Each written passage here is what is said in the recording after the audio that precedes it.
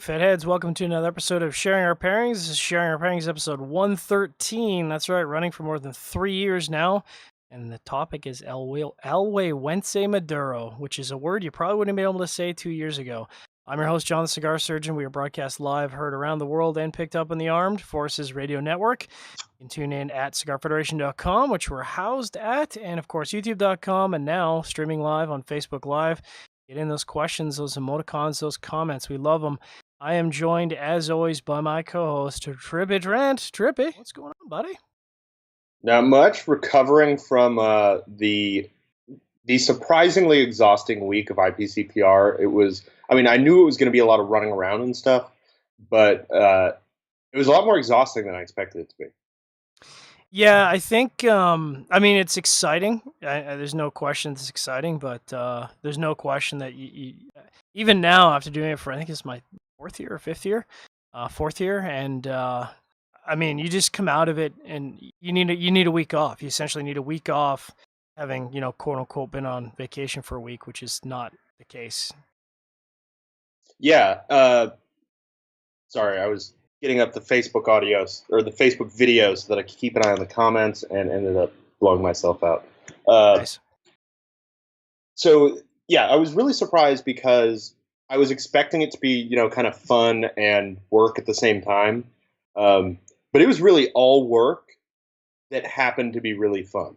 Yeah. Like the entire time you're working almost 24 hours a day. Anytime you're not asleep, you're basically working.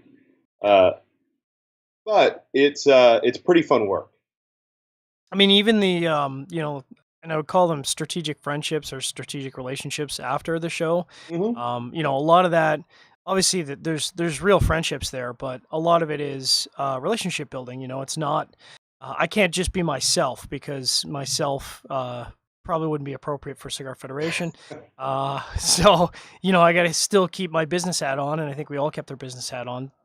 Yeah. As much as we wanted to drink 13.5% ABV beer and just rage all night, we are running a media company, media conglomerate. Yeah, exactly. We gotta you gotta keep it under control. But we're not really here to talk about the IPCPR. We're going to talk about that tomorrow night. Yep. So you can make sure to tune in live at our regular scheduled time of 8 o'clock. We'll definitely have some really interesting conversation, recap the show, talk about shenanigans, and we'll have the transitionary MFN CEO on the show, talk about his experience. It'll be a good time.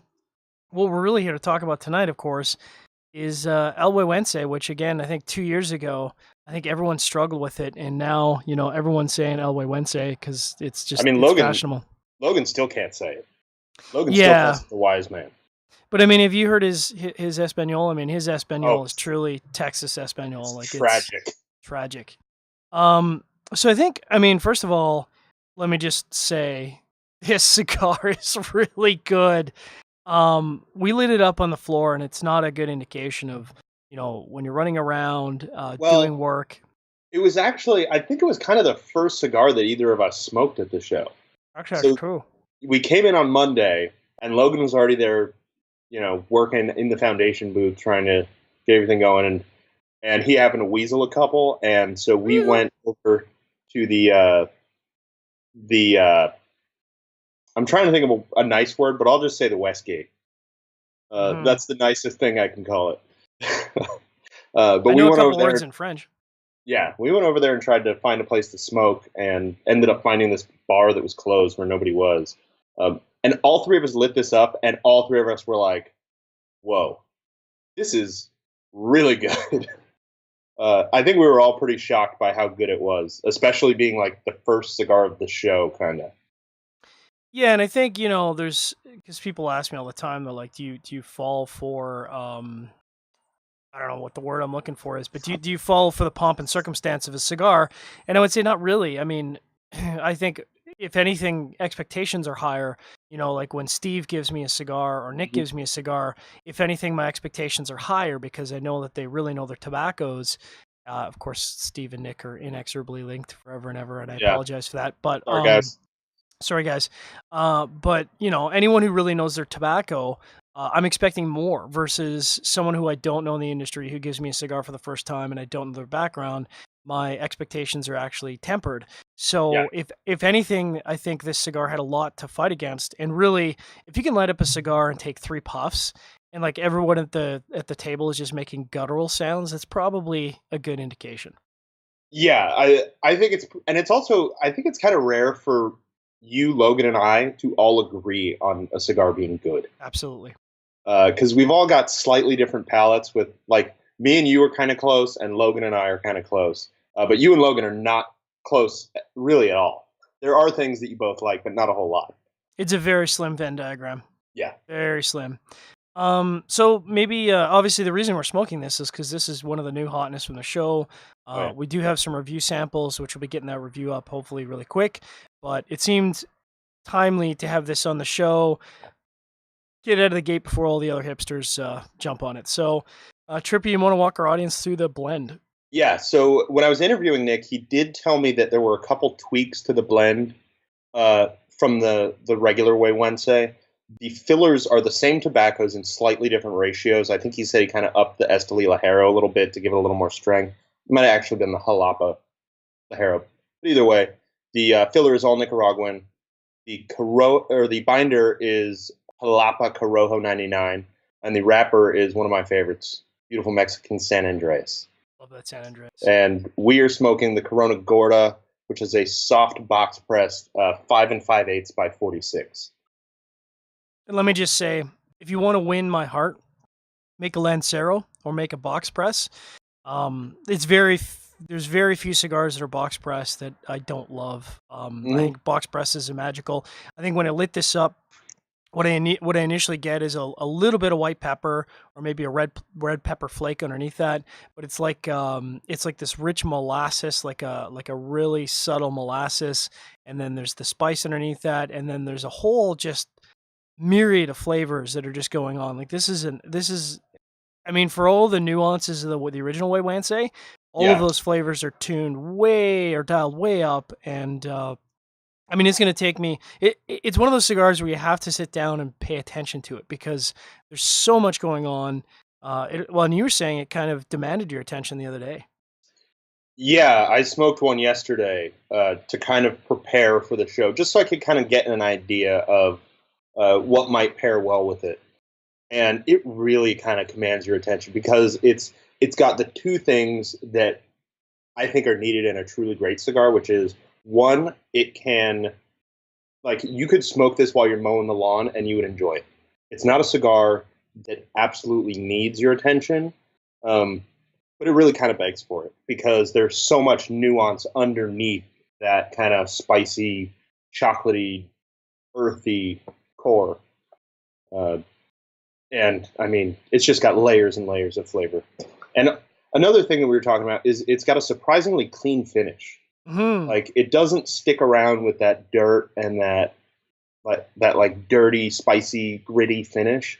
It's a really surprisingly clean finish, even though it's pretty spicy and pretty earthy.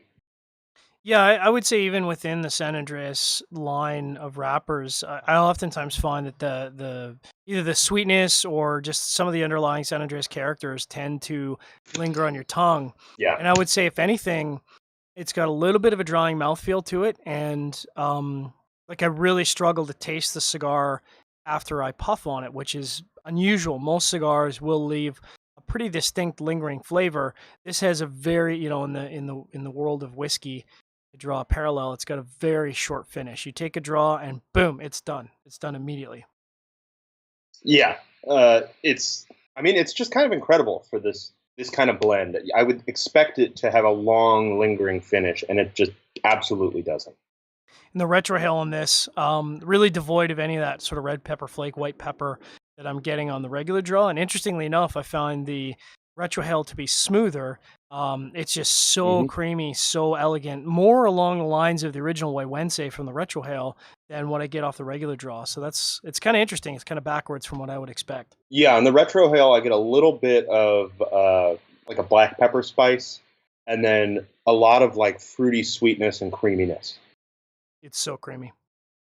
Yeah. It's so creamy. So in that vein, having cheated and smoked, A fair number of these, I would say, at the show. We aren't going into this blind.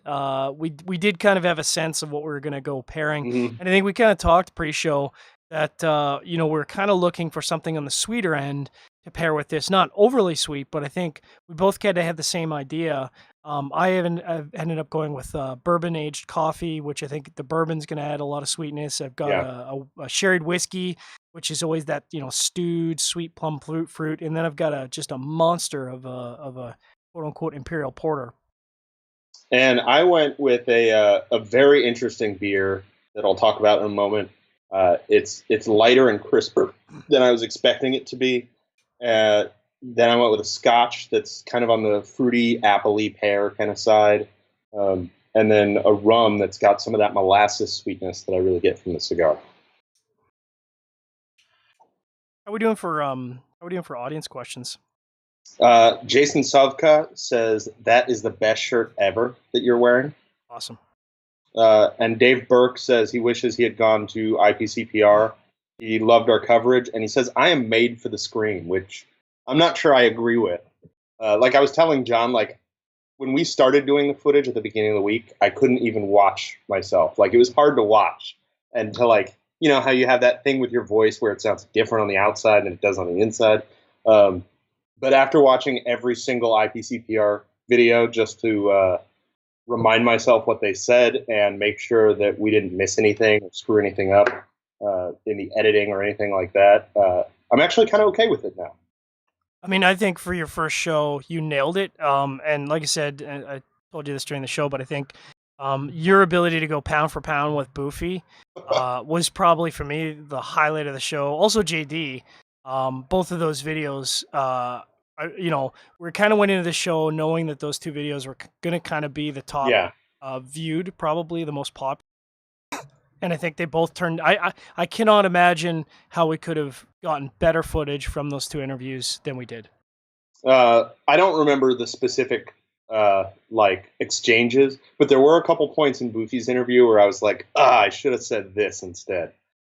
But maybe next year. Yeah, maybe next year. So, yeah, maybe I'll because we got a couple of minutes before our first station break. So let me introduce. I don't have a picture. I'm just gonna hold up. It's not very exciting. I'm just gonna hold up a thermal flask. Which, Ooh. by the way, for everyone out there who enjoys coffee, if you do not use a thermal coffee and you are thermal coffee, this is what happens when you're in Vegas for a week doing IPCPR. Is that your higher brain functions take a long time to come back. Oh yeah. But if you're not using a thermal carafe for your coffee and you're using a drip pot, you're doing it wrong. Hot plate coffee should be thrown in the garbage. Never, ever, ever, ever, ever use a thermal hot plate because really all you're doing is toasting / burning your coffee. Yep. So I'm gonna take a pour of that and get it all squared away, and you can talk. Maybe do a quick introduction to your first. Yeah, I'll do beverage. a quick introduction of mine. So I gotta get used to where I'm holding this bottle since I got a new camera. You'll notice I look down a lot. That's because I'm not used to this new camera. So I've got Frootwood from Founders.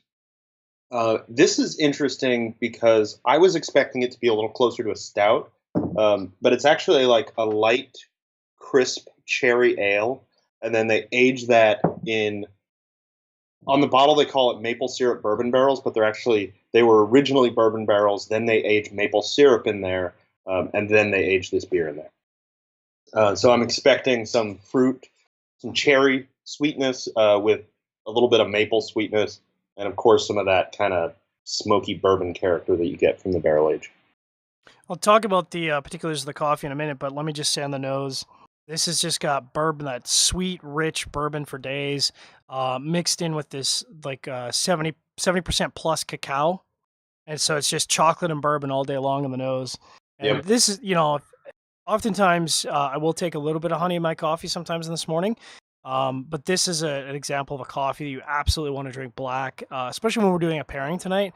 I want to get the maximum flavor out of the coffee, and I want to see, what that coffee is going to bring out of this El Güegüense.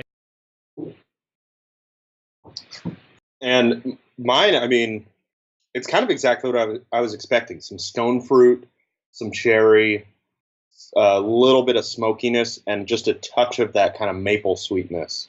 And actually a little bit of hoppiness too. It's almost a sour ale too. Interesting. It's very, very layered. I'm going to take a couple sips during our station break and try to make up my mind. Copy that. So just a reminder to audience, you are tuned in live to Sharing Our Pairings episode 113, the only show on the internet dedicated to pairing. We've been running for more than 3 years now. I'm your host, John the Cigar Surgeon, joined by my co-host, Trippy Trent. And more about that tomorrow night, Trippy Trent. We are featuring the Güegüense Maduro from Foundation Cigar Company, Nick Melillo. I don't think anyone at this point doesn't know Nick Melillo. Please stay tuned for a word from one of our sponsors. Brought to you by Gurkha Cigars. Gurkha Cigars, makers of the world's finest cigars. Try the 93 rated Heritage featuring Rosado, Ecuadorian Habana wrapper, Nicaraguan binder, and Dominican, Pennsylvanian, and Nicaraguan fillers. Blended by Gurkha's blending team at American Caribbean Cigars, it is hand-rolled Nicaraguan, available in 35-count boxes. Talk to your local B&M about the Heritage today, or talk to them about other fine Gurkha cigars. Whatever your taste preferences, Gurkha has a cigar that's right for you.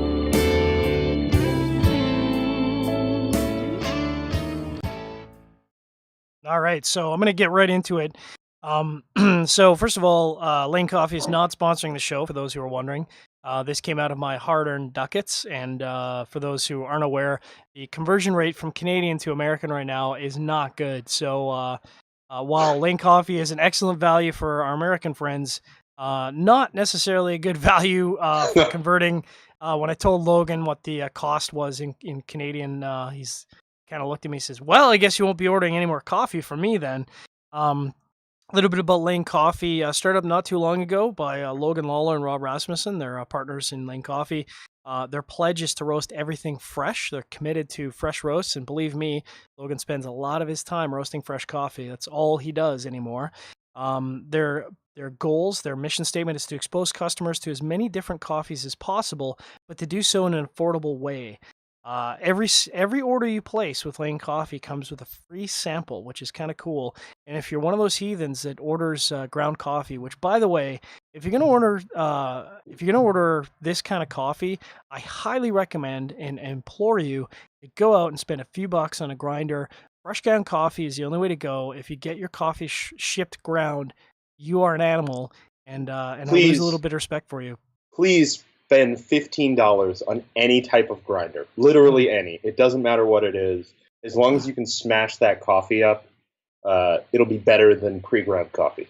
Yeah, I mean, you can get a blade grinder for $15. I mean, it's not ideal, but it's certainly better than having, because the moment your coffee is ground, it immediately starts losing flavor. However, Layne Coffee is committed to grinding it by hand manually. So if you do order it ground, he's going to grind it manually. Today I'm drinking the Nicaraguan Eagle.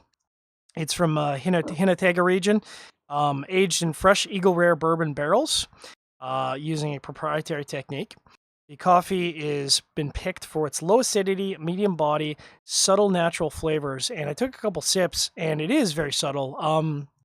The nose off this makes you think it's going to be just this huge mouthfeel. Mm-hmm. But I would say this is probably what I would call an ideal breakfast or lunch coffee. The flavors are not overpowering. It's got a really nice clean finish, just like this cigar. You do get that sweet note. So again, I don't think you need any sweetener with this coffee. Certainly don't put any cream in it. But, excellent combination. I did do a drip brew in my temperature-controlled Be More Brazen. It's one of the only 3 coffee makers in the world that are, I think it's the TCA certified, which means they're certified that it brews coffee at the correct temperature and holds it at the correct temperature for maximum flavor extraction. I'm going to take some sips, get a little juiced on caffeine and nicotine here, and let you talk about how that first beverage and where it comes from and all that good stuff. So I have 2 things before I get into mine. First, we got a shout out from Lou Liga. He said it was a pleasure meeting us. What's it was up, a pleasure Lou? meeting. I mean, Lou was everywhere at the show. I saw him in every booth. I gotta show off. Check out the Nicaraguan flag, dog. Check it out. Yeah. Nica. If you don't get that, watch the Boofy interview. Second, you didn't mention. I mean, this is a plug for Logan, I guess.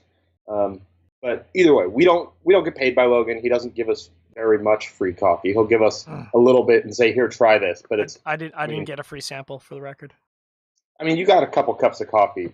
Oh, you didn't get a free sample, did you? He forgot that. Oh man. Weasel.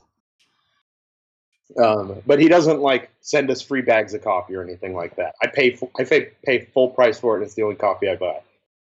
But he does have a collaboration with Foundation that you should look for at your local B&M. Hopefully your local B&M ordered some. So on to my... If they didn't, ask for it. Yes, ask for it. If they carry Foundation, they can carry the coffee. But that's just a little plug for Logan, just to make him happy. Give him some love. This beer is so much different than pretty much any beer I've ever had. So I was saying it tastes like a sour, but it doesn't actually taste like a sour. It tastes like closer to like a blonde ale, like a really crisp, really kind of soft on the palate ale with just a little bit of hops. But then you get that sour from the cherry. And then you're left with just the sweetness from the cherry and really the maple syrup more so. And I'm not sure how well it goes with a cigar yet. I still haven't really made up my mind. But I think it goes well. It's just such a complex beer and such a complex cigar that I can't decide.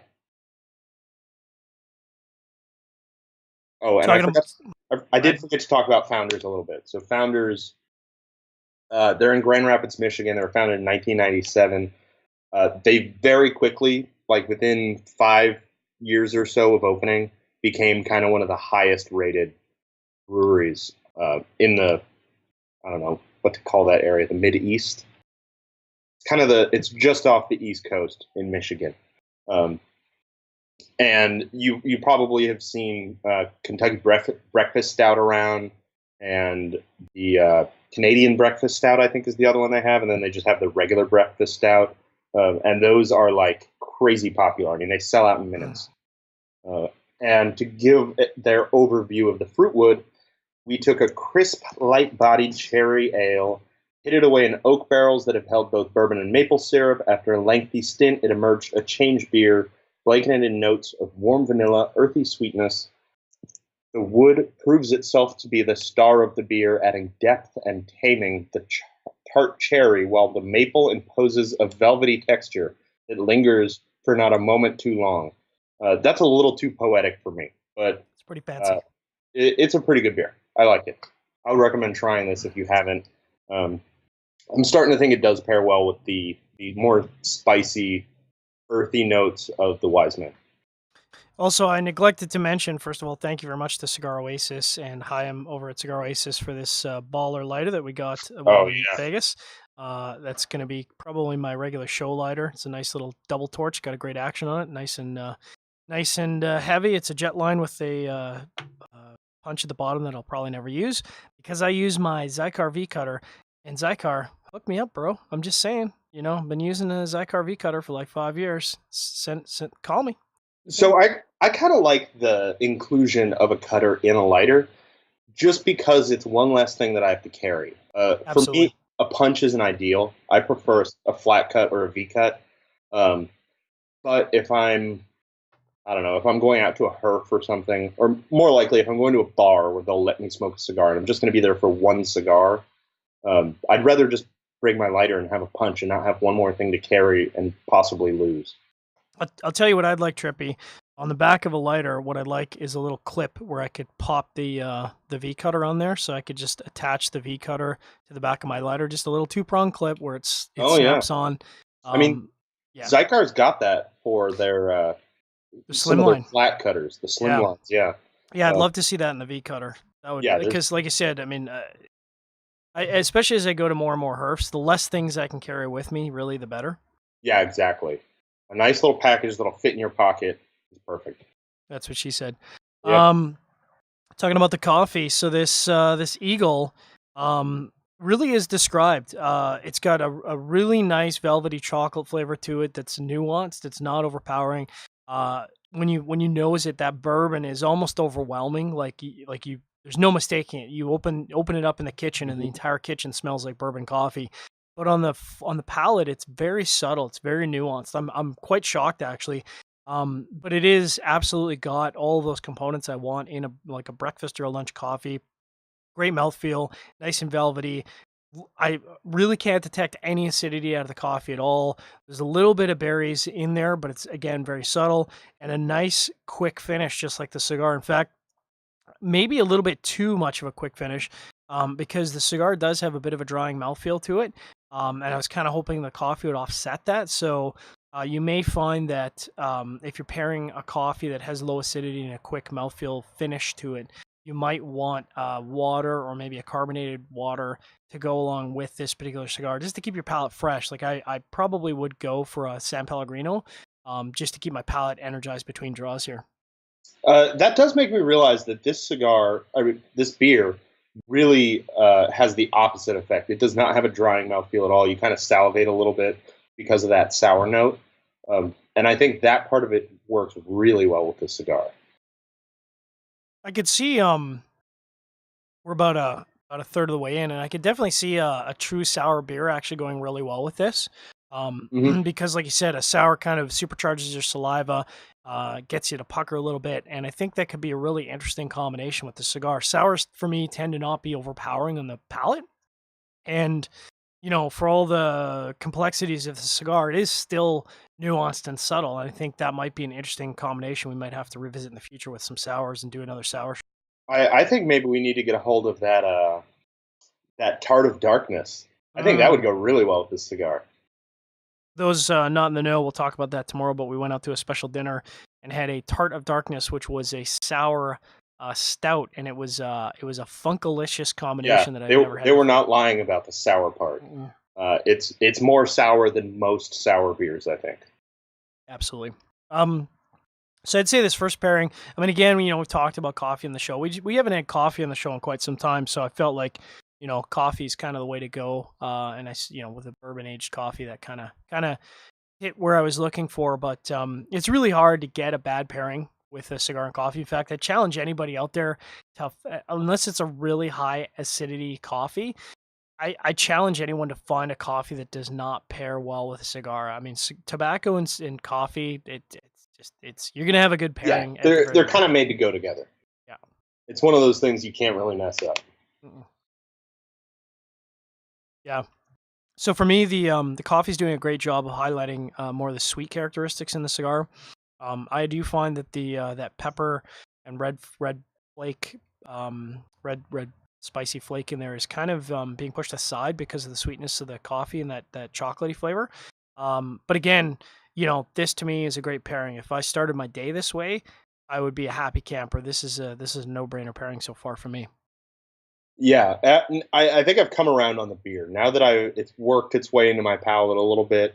I think this is a fantastic pairing for this cigar. It does, like you were saying, actually kind of hide some of the spicier notes on the palate, but they're still present on the retrohale.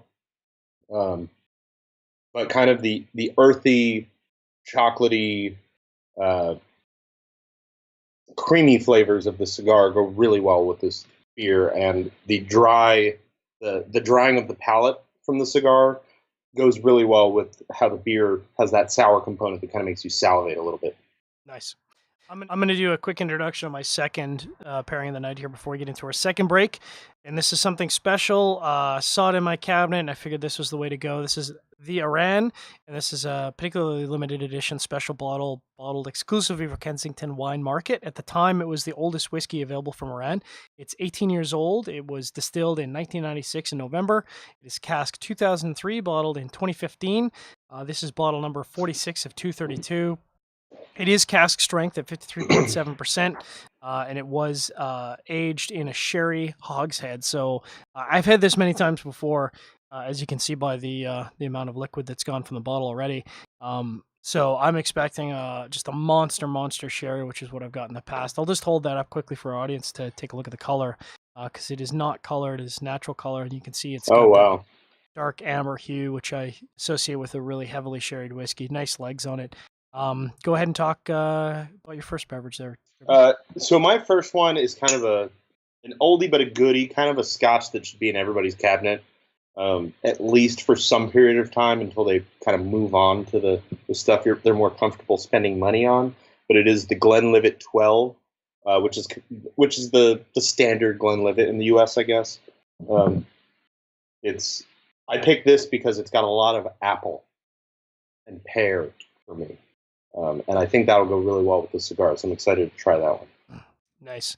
Remind our audience you are tuned in to Sharing Our Pairings, episode 113. This is broadcast live, heard around the world, picked up on the Armed Forces Radio Network, broadcast live at cigarfederation.com, youtube.com, and Facebook Live. Thanks to all our podcast listeners out there. You guys have been supercharged with our IPCPR 2017 coverage. We know you guys are listening in droves, so hope you appreciate this show. Make sure to subscribe. Feel free to drop us a line, Tripp@cigarfederation.com. That's Tripp with two P's, not Trent. And Surgeon at cigarfederation.com. You can drop us a line. Please stay tuned for a word from our sponsors. This show is sponsored by Cigar Oasis. Don't spend all your time worrying about your cigar wrappers cracking, splitting, or falling apart from humidity fluctuation issues. Set it and forget it by choosing Cigar Oasis, a professional solution which provides equal distribution of humidity with precise electronic controls. Monitor your cigars through the internet using the Smart Humidor Wi-Fi attachment. Why don't you spend all your time enjoying your cigars and relaxing and let Cigar Oasis protect your cigars? Cigar Oasis has solutions for any humidor. Make sure you set it and forget it today. All right, so excuse me, I'm very eager to crack into this this whiskey because on the nose it's a sherry bomb. Exactly what I've grown accustomed to with big sherry expressions, where just tons and tons of that Christmas stewed fruit, lots of stone fruit, just rich, and just makes me want to just chow down. I know it's going to have a huge flavor, so I got to ease into it, let my palate not get shocked. While I take some sippies here, Trippy, why don't you talk about your beverage there? Sure. So I'll talk a little bit about the Glenlivet first. So the Glenlivet, as we've talked about before, they were called Glenlivet Distillery at first. And there was no kind of trademark laws that allowed you to trademark the name of a city. So they weren't allowed to trademark Glenlivet.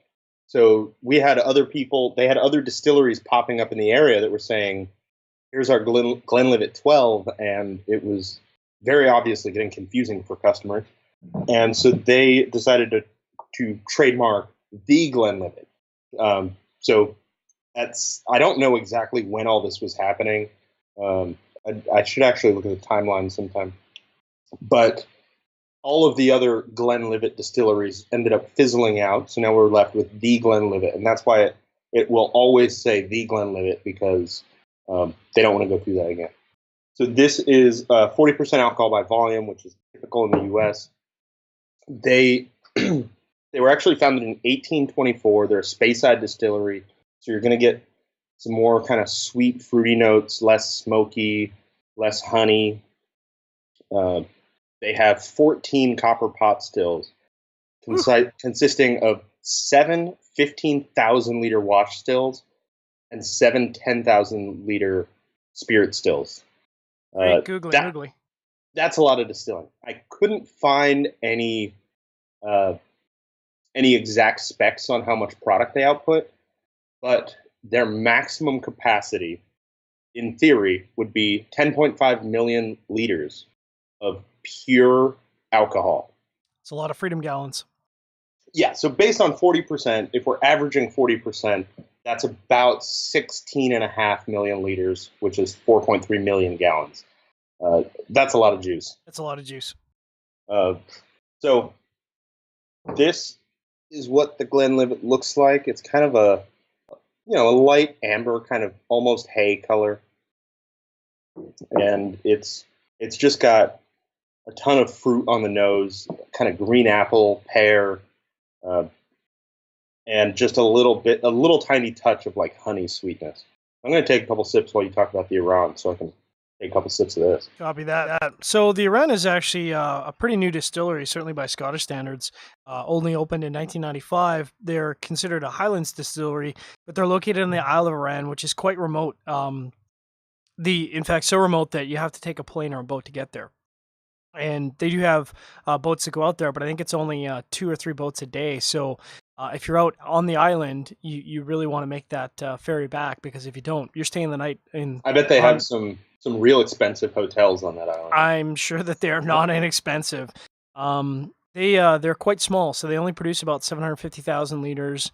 a year, which is quite small. Again, by it's considered craft distilling within Scotland. That's a very small distillery. That's about 200,000 Freedom gallons, about 198,000. As I mentioned, this is a limited edition bottling. The owner at Kensington Wine Market has a good relationship, and it's one of those things, kind of like the tobacco industry, where if you have a good relationship with the manufacturer, you can work out some of these great deals. So this is cask number 2003, as I mentioned already, distilled in 1996, 53.7% ABV. And because it's an ex-sherry hogshead, you do get a ton of sherry off of this. I wouldn't say this is necessarily a first fill sherry, but it's probably a second fill sherry.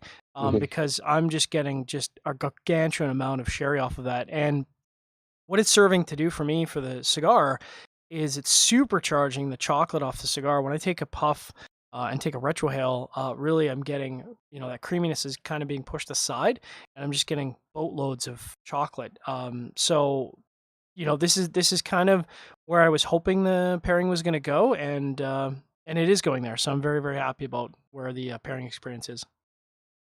So for me, the Glenlivet is not, for my palate, the Glenlivet's never going to be like my daily Scotch. It's just not in my Scotch wheelhouse. It's kind of I don't know. I'm trying to think of how to describe it in cigar terms. It's kind of a Sumatra of Scotches for me. Because for me, Sumatra just doesn't do a whole lot for me. I don't fall in love with the flavors of Sumatra. But in this case, it goes really well with the cigar. I mean, it's got so much sweetness up front, and then kind of an almost spicy, like peppery finish. And I find it really brings out some of the sweetness in the cigar. And I'm not getting as much earth. I'm getting a little more of the sweetness, kind of some stone fruity flavors from the cigar.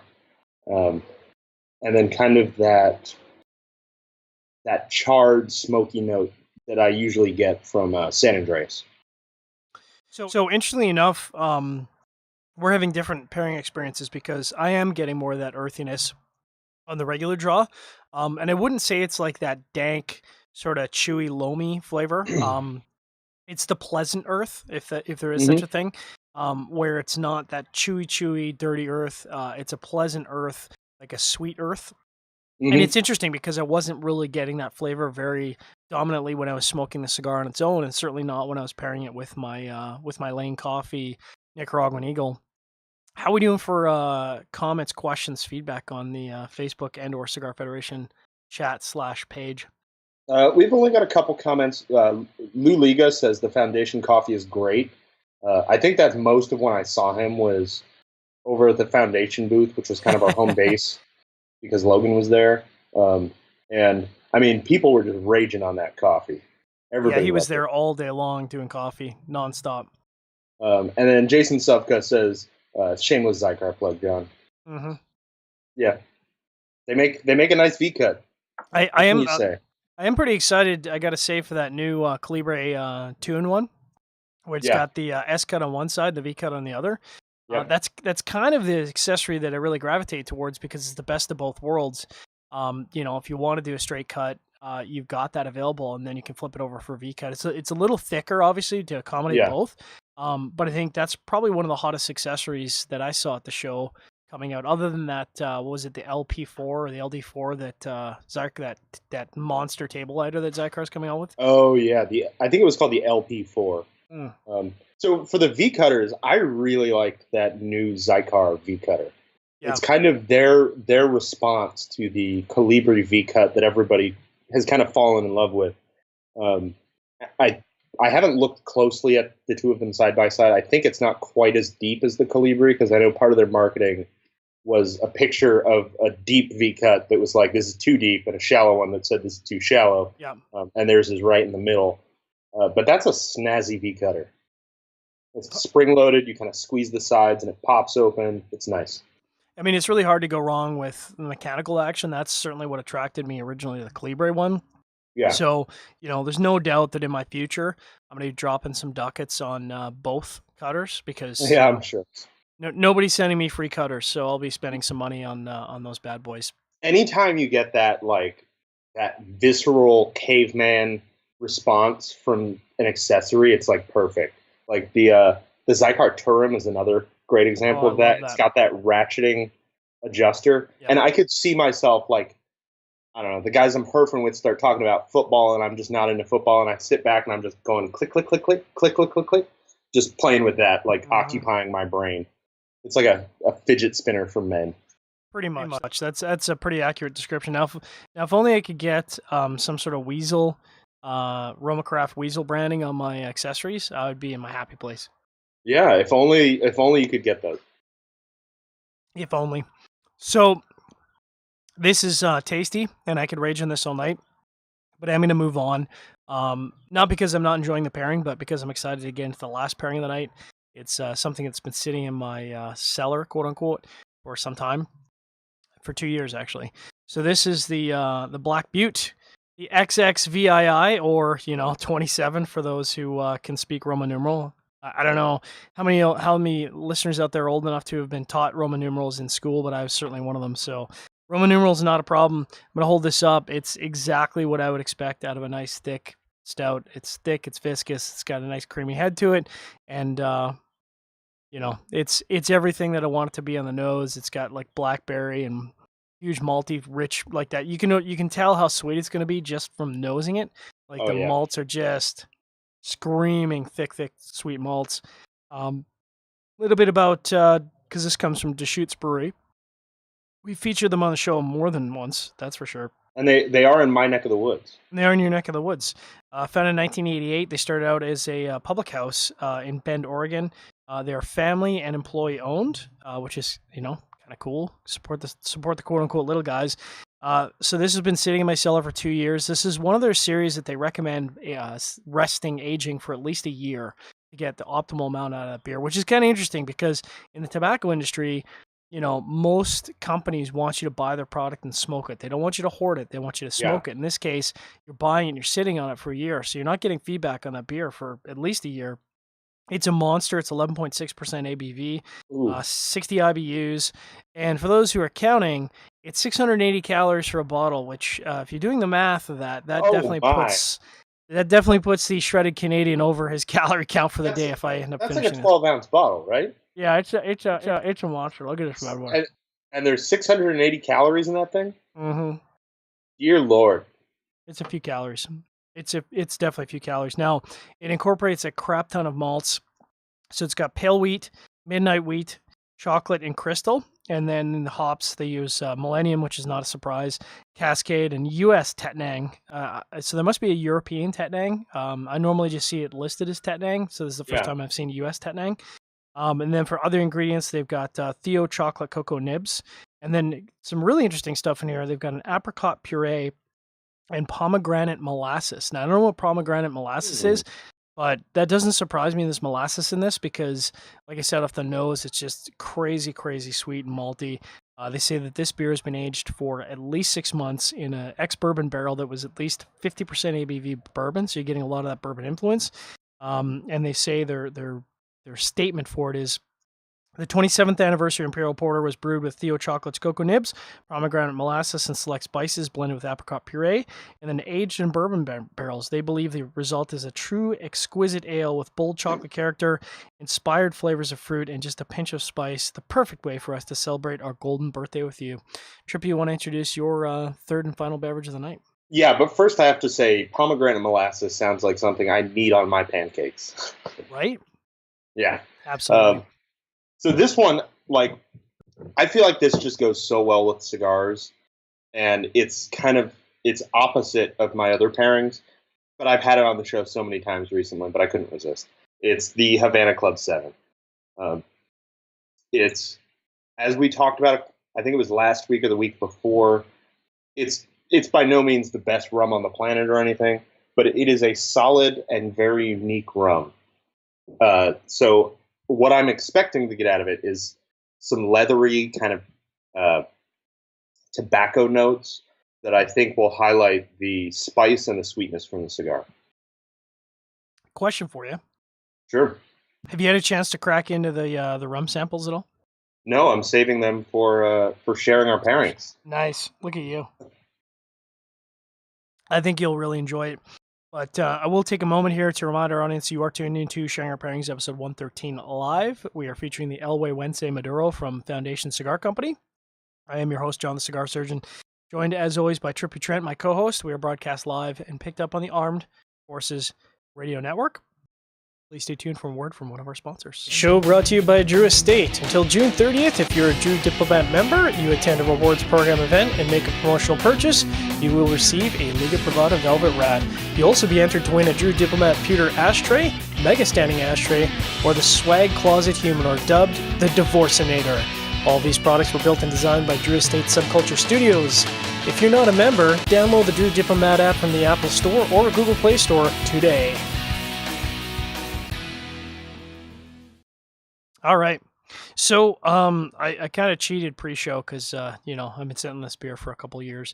And I got to say, it's very tasty, but I am a little underwhelmed. And I'm not sure if that's because my expectations were based on some of the other Imperial stouts that I've had in the past that are bourbon barrel aged and have been sitting for some time. I was expecting an almost overwhelming flavor, which was a little concerning because the Güegüense Maduro is nuanced. There is some nuanced flavors there, and I was a little worried about the stout running that over. Now, I can tell you that's not the case.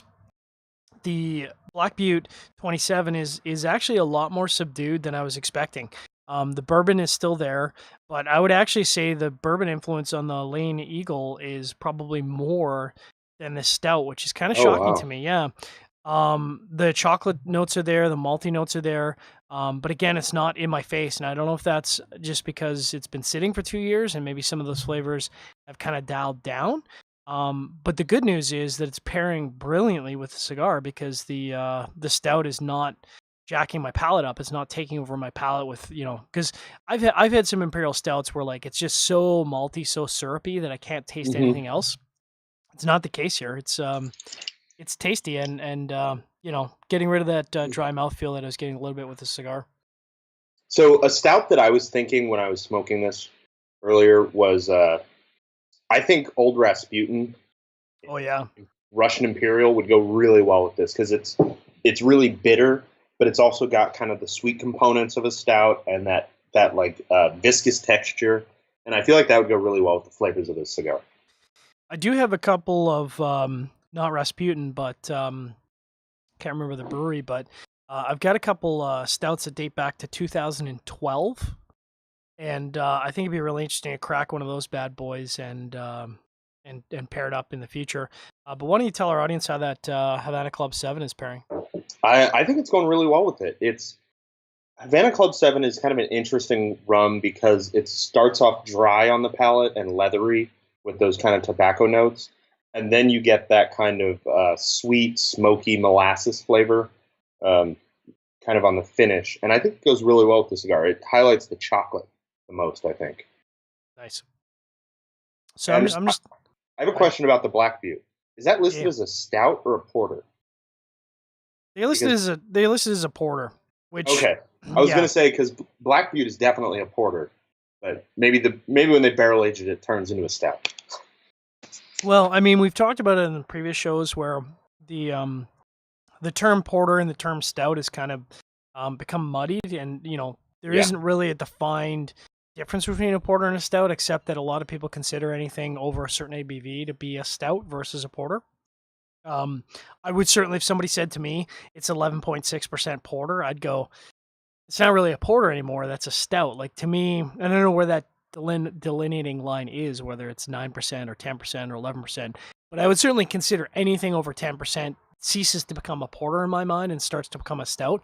But again, because that line has become so blurred, it doesn't really mean anything. I mean, I feel like it used to be the color. It used to be, if it was a porter, would be kind of a dark chocolate brown, and a stout was black. And at some point, we just started calling whatever we want stout or porter. Yeah, see, that's black. It's black. It's midnight black. And it's, I mean, it is, I guess I could say that it's not like a 1050, like a 1050 almost comes out like molasses. It's almost, it's almost syrupy. Like motor oil. Yeah, it's very syrupy. And this is not syrupy. It's still definitely got some watery consistency to it still. So maybe that's, how you define a porter versus a stout. But flavor's good. I like it. Yeah. Definitely get those cocoa nibs. So if we refresh the Facebook page, how we do? I'm surprised there's no questions after coming back from that PCBR. Yeah, me too. Maybe they're saving all their questions for tomorrow. Mm. So Oliver Navad, just as a shout out, he came in late, but he's enjoying the show. From United Cigars, yeah. Yeah, good dude. And they carry Atabey and Byron product, which is awesome. Yeah, I mean, I'll talk more about. I wanted to say something there, but I'll talk more about it tomorrow. We'll save that. Absolutely. And Michael Harvey from the SigFed chat says that Layne Coffee is worth it. That's his statement. Layne Coffee is worth it, which I agree with. It's so good. Yeah, I mean, I think again, coffee and cigars. Especially if you're not, because there's a lot of people out there that are not drinkers of spirits or drinkers of beers or alcohols or whatever. Coffee is kind of that unifying thing where Yeah. I would say most cigar smokers that I've run into drink coffee. Like I would say that the percentage of people who drink coffee is much, much higher than the percentage of people who drink alcoholic drinks with cigars. Yes, I agree. And again, I don't think that you can get a bad pairing, coffee and cigar. I mean, that's, it's kind of like a little bit like rum, where rum and cigars are kind of made to go hand in hand. Yeah. Yeah, it's just kind of the flavor profiles just go together so well. And coffee you can pair with anything from a very mild Connecticut to something, a super strong Pennsylvania broadleaf. That's a good point. I mean, we often struggle on the show with finding the right body to pair with the strength of the cigar, and coffee is one of those weird beverages that it does scale. It doesn't take away from a Connecticut, and it doesn't take away from that thick, chewy Pennsylvania broadleaf, and it seems to match everything in between. So, coffee, it's good. Drink it. It's good. I drink it every day. So I'm gonna go back through my pairings here. Taking coffee's probably lukewarm now, but oh, it's so good. And like I said, the acidity is nice. I like a low acidity coffee in the morning and the afternoon. I don't want that sitting in my stomach. But I mean, I hate to call it the pairing of the night, but again, how can you beat coffee? To me, a barrel aged coffee and a cigar, kind of friggin' awesome. I would say that to me is like, I don't want to call it a perfect pairing, but I would say it's a 95, 96. That's, to me, that's, you pair it all day long, twice on Sundays. You're going to come back to it. It's a safe pairing, but it's also a rewarding pairing. You're not getting a thin pairing by any stretch. Yeah. And I mean, obviously the barrel aging of a coffee really kind of, it takes it to a different level. Yeah. It's not the same as regular coffee. There's just a lot more nuance to it. How would you rate that first pairing of the night for you? It took me a little while to warm up to it, but I think it might be the pairing of the night. Wow. Just the sweet, fruity flavors of the beer go so well with this cigar that I don't know if I could find a stout that would pair this well with it. Wow. Except maybe like a Old Brass Butte 1050, bitter, hoppy stout. 1050 barrel aged. Oh yeah. I thought someone was supposed to bring me some 1050 barrel aged at the show. I think there was some sort of agreement there from somebody, and I can't remember who. I don't think it was me because I only have one can. No, it wasn't you. It was somebody else. Okay. Anyways, moving right along to the Arran 18-year-old ex-sherry hogshead. Again, excellent. I think this is a cigar that, because I do find it's a struggle sometimes to pair a cigar with a really heavily sherried Scotch. That sherry tends to take over the palate a little bit. Tends to coat your mouth with the oils of the Scotch, but also that sherry just kind of takes over your palate. And I'm not finding that in this case. I'm going to take a sippy here. I mean, it's got all those fruit flavors, spices. It's got that nice lingering pepper, cherry pepper, and Yeah, just it's great with the cigar. Serves to highlight all the best parts of the cigar. It's a nice counterpoint with the sweetness, which we talked about and certainly talked pre-show. I would say that a sherried whiskey in this cigar has got to be in the low to mid 90s. I would say 93, 94. You can, if you're a big fan of sherried Scotch, this cigar and a sherried Scotch, no brainer. You can't have a bad experience. So for the Glenlivet, I mean, like I said, I just don't love Glenlivet. So drinking Glenlivet on its own doesn't do much for me, but it goes really well with this cigar. I mean, it's really a one-sided pairing. I'm drinking the Scotch to make the cigar better. The cigar doesn't do much for the Scotch. Um, so if we were talking one-sided pairing, I would give it like a 92. Um, but since the cigar doesn't do a lot for the Scotch, I would give it a 86, 87. I feel like the Glenlivet 15 might be a better pairing Yeah, because the French oak I think would go really well with it. yeah, because I think I tend to see like that's got that nice sweetness from the vanilla from the oak. Sometimes they get a lot of pear, Hmm. peaches and pear. And I think most people I've run into prefer. I actually prefer the 18 over the 15, but most people I've run into anecdotally think they prefer the 15 over the 18. I think the 15 would be an excellent pairing with this because it's got so many of that fruity quality. It is. I mean, it's only 3 years, but the 15 is a considerably more complex spirit than the 12 to me. Yeah, I And agree. yeah, and I think that might be a really really good pairing. And the 15 is reasonably inexpensive still on the market. Yeah, I think it's like maybe 10 or 20 bucks more than the Hmm. 12. Such a good cigar. Yeah. All right, moving on to the last pairing of the night. This Black Butte XXVII or 27. Again, I was expecting a much bigger flavor. Um, it's much more subtle and nuanced than I really anticipating, especially with the ABV and especially with the number of ingredients in there. Um, might be and I hesitate to frame it this way, but the worst pairing of the night. Still an excellent pairing, but I think given that you have to sit on this for at least a year, and I've sat on it for 2 years, I think the coffee and the sherried whiskey to me are better pairings, and certainly more readily available because I don't have to sit on the whiskey and I don't have to sit on the coffee.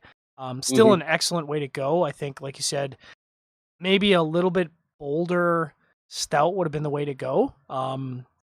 Still a great pairing. Still probably ranks in the 90s. But for me, this is probably going to be just in the 90s, like a 90-91. We'd normally recommend that as a box split if we're talking about cigars. Yeah. Uh, but solid performance, just maybe a little underwhelming from what my expectations were. And for the Havana Club, I feel like this is a rum that is kind of designed for cigars. It's reasonably priced and it goes with almost any cigar.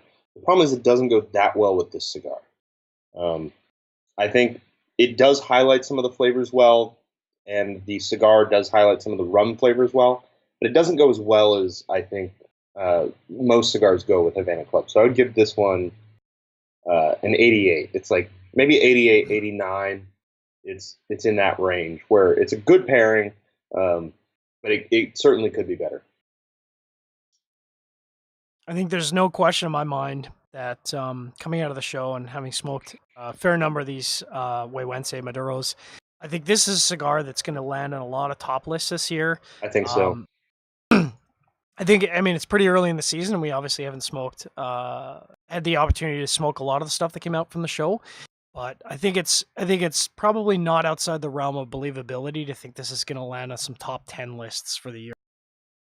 Yeah, I could absolutely see it. I mean, it just um, right off the bat, it hits my palate right, and even without paying attention to it and getting all of the nuance, I could see, smoking cigar after cigar after cigar for this.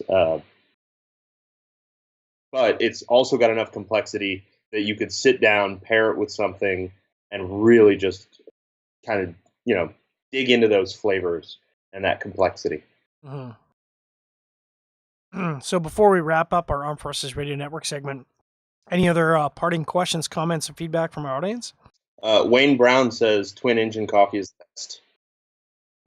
Twin engine coffee is It fantastic. is fantastic. Yeah, I've raged on the Elefante. I think every time I go through the Nicaraguan airport, which seems to be quite frequently these days, I always grab 1 or 2 bags. That's Colin Ganley of Twin Engine, and he's been doing it for a number of years. They have a number of blends that are designed to pair with cigars specifically, because Yeah. Colin is he is a cigar smoker, and as we said, Layne Coffee is not a supporter of the show, not an advertiser in the show. So I don't mind talking about other coffees, because I think Twin Engine is one of those coffees that always has a place in my cabinet for sure. Yeah, I completely agree with that. They make fantastic coffee. That Nicaraguan cigar blend is so good. Legit. I think number 2 is my jam. I think he's got 3. I don't think I've had number 2. I've only had the number 1. Yeah, I think it's number 2 that tends to have a lot of that powdered cocoa in it, which is kind of my jam. It's got some fruity notes. Yeah, It's that got some sounds good. cocoa. So of course we're going to be back tomorrow night with a IPCPR recap wrap-up show. Unfortunately, we kind of kept our coverage tight this year. We didn't do a lot of live coverage after the show, because we were kind of trying to meet some commitments with dinners and some meetings after the show. So we're going to kind of do, I'd imagine that's a show that's going to run long. So if you want to tune in tomorrow night at 8 p.m. Eastern, get your questions in at cigarfederation.com. We'll have the Facebook link up soon. Get your questions and comments in, because we'll have a lot to talk about. We've got, of course, always shenanigans going on at the IPCPR. But appreciate everyone who's tuned in live to this episode of Sharing Our Pairings. We will be back at our regular scheduled time next week. And as we say on Sharing Our Pairings, we do want you to drink better, but we do want you to drink less.